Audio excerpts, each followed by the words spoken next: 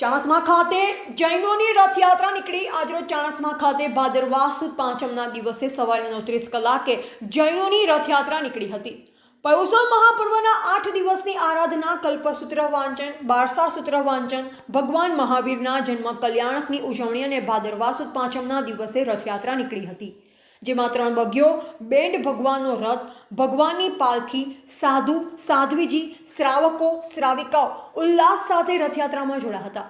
રથયાત્રામાં વિશેષ ભગવાનનો રથ ચાણસ્માના જૈન ભાઈઓએ ભગવાનનો રથ ખેંચ્યો હતો।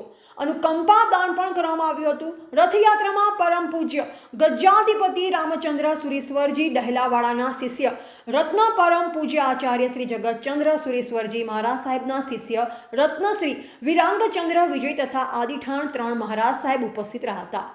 ચાણસ્માના વતની પૂર્ણકલા શ્રીજી મહારાજ સાહેબ તથા આદિઠાણા 10 મહારાજ સાહેબ આજની રથયાત્રાને શોભાવી હતી।